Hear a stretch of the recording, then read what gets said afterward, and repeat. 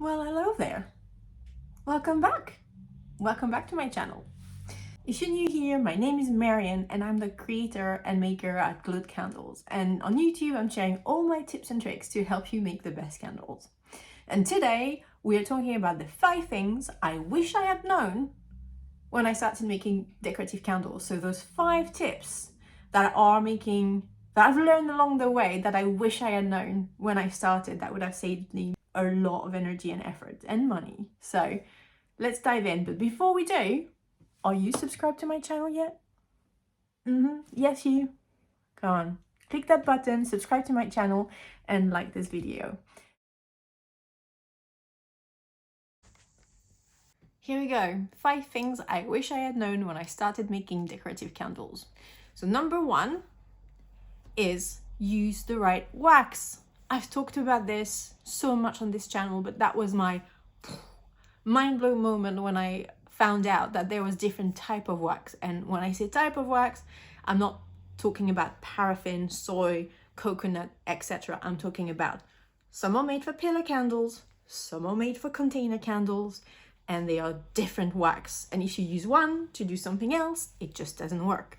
And as you may expect when you start, it's probably that you bought your first batch of wax on Amazon and didn't really know all this, and my first candles were absolutely crap. So I learned it the hard way, and you don't have to, because I'm just, here to share the knowledge now. So using the right wax, it means when you buy your wax, check that it's wax that is for pillar candles. And that means that this is a wax that is specially formulated for molds. So it's going to give you a candle that is made to stand alone without a container. So the wax, when it's cured, it's going to harden more. It's going to be way harder than a container wax. So that is tip number 1, and I can't stress that enough. I've got a full video about the wax type. I'm going to put the link right here, because if you've not seen it, just go and check it out. It's going to explain you in more depth the difference between all the wax, but that's definitely tip number 1. It's really easy to do. You just go in your Google search and you just type wax for pillar candle, and you're going to see what's available in your country. Unfortunately, I can't guide you more because you're looking at this video from all around the world, and I don't necessarily know what is available in your country, so I can't necessarily help you on a one-to-one basis, but this is the way to go. Pillar wax, it's for decorative candle. So that's tip number 1. Tip number 2 is an annoying one because it only comes from testing, but temperatures are everything. Whether you get a candle with a good finish, whether you get some frosting if you're using soy, whether you get sinkholes, whether you get spots or different irregularities or bubbles with your candle, it all depends of your temperature. And when I'm talking about temperature, there's 4 different types of temperature that you need to monitor at any given time when you're making candle. 1, your melting temperature, that the temperature you're gonna bring your wax to before you take it off the fire or off the heat. So it depends, it varies from a wax to another. It varies depending if you're using soy or paraffin. Paraffin needs to be melted higher than soy, for example, so it really depends.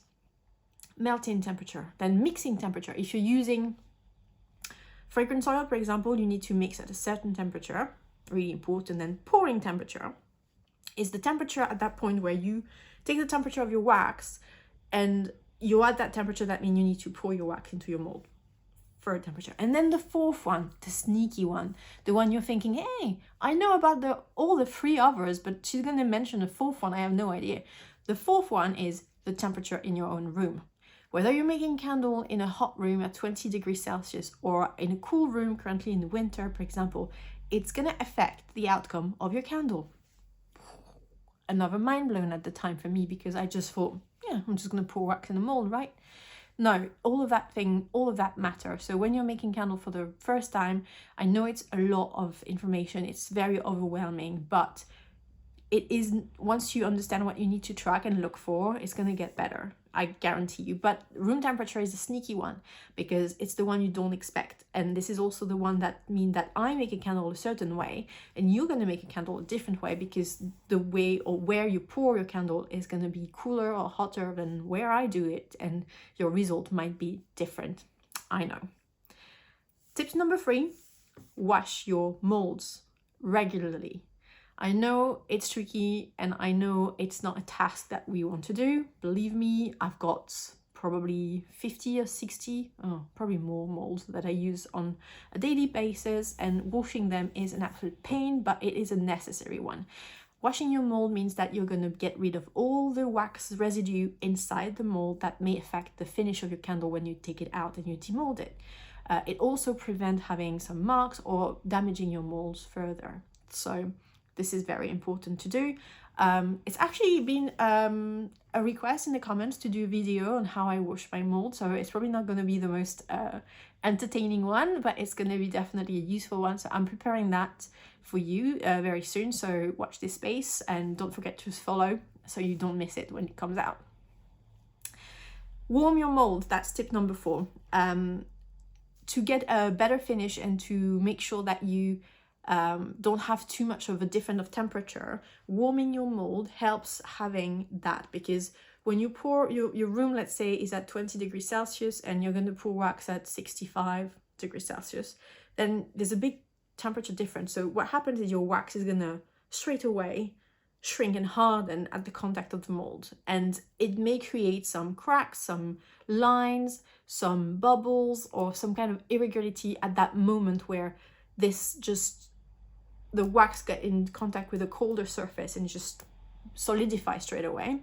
So you want to avoid that, and so to make sure that the outer of your candle is as seamless as possible, having your mold warmed, either if you're in your kitchen, in an oven at a very low temperature setting, so no more than 60 degrees, and put some kitchen roll paper on the tray. Put your mold upside down, make sure that if the wax doesn't stay in the mold, so it can exit through the bottom of the mold onto the tissue. And put that, when you're melting your wax in the kitchen, just put that in the oven.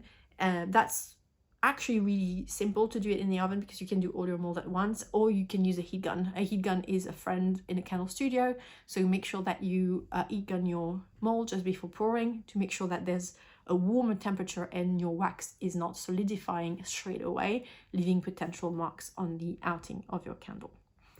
And tip number 5, to prevent air bubbles. So to prevent air bubbles, 1, you need to be mindful of your temperature, because if you pour too low in temperature, so if your wax is too cool, you can see already in your jar, usually in your jug, that there's bubble can be trapped, and they don't necessarily come to the surface as they would when the wax is very, very hot. So first is making sure that you may be pouring slightly too cool. If you see that you're getting air bubble all the time, you may need to warm your molds beforehand, and making sure that you maybe pour slightly hotter, like just a little, maybe 1 or 2 degrees above. That's first tip.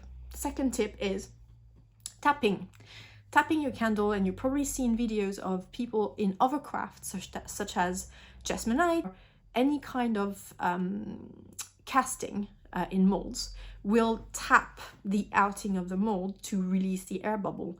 This works really well for wax as well, as long as you're gentle. Don't go like crazy and tap it like a crazy person, because it's still more liquid than any other of those mediums. But I've got a little snippet video where you can see me tapping candles to release air bubble. It is very effective, has worked wonders for me. It is a very small step to do at every time, at every pour, and it's saving me having to discard or remelt candles. So here you have it, 5 tips, 5 things that I wish I had known when I started making decorative candle that I guarantee will change the way and the quality of the candle that you produce. Please tell me that you in the comment if you knew about those, if you have more tips about making decorative candles that would be useful. Don't forget to follow and subscribe to this channel if you like this content and like this video, to tell me that you did like it. I'll see you very soon. Thank you so much.